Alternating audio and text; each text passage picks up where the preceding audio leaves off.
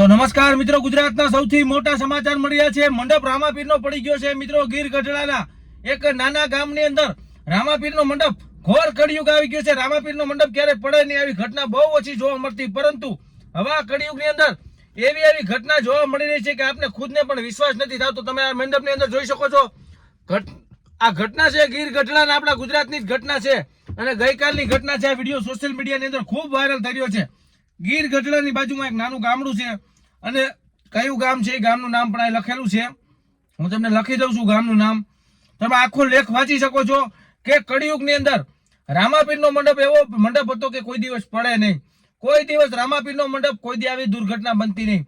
પરંતુ રામાપીરના મંડપની અંદર પણ જો આવું થવા માંડ્યું તો સમજી લો કે હવે કળિયુગના એંધાણ આવી ગયા છે. ઘોર કળિયુગ આવી ગયો સાહેબ. નકર રામાપીરનો મંડપ કોઈ દી પડે એવું બન્યું મેં સાંભળ્યું નથી મિત્રો. તમે આ વિડીયાની અંદર જોઈ શકો છો. 2-3 વિડીયા ગત 2 દિવસથી વાયરલ થઈ રહ્યા છે અને ગીર ગઢડાની બાજુમાં એક નાનું ગામડું, ત્યાં ગઈકાલે રામાપીરના મંડપનું આયોજન કરવામાં આવ્યું હતું.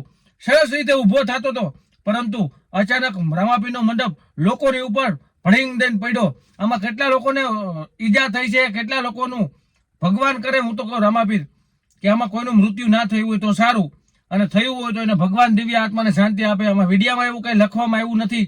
વિડીયા ખૂબ વાયરલ થઈ રહ્યા છે, પણ મોટી વાત છે આ જેવી તેવી વાત નથી. રામાપીરનો મંડપ પડે જ નહીં કોઈ દી. અને રામાપીરનું સત ધર્મ એવું છે કે જ્યાં ચકલી આવીને બેસે ને પછી જ રામાપીરનો મંડપ ઉભો થાય. 18 વર્ષના લોકો ત્યાં હોય છે, પરંતુ આ ઘોર કળિયુગ આવી ગયો સાહેબ. વિડીયોને શેર કરો, કોમેન્ટમાં જય રામાપીર લખો. જય રામાપીર.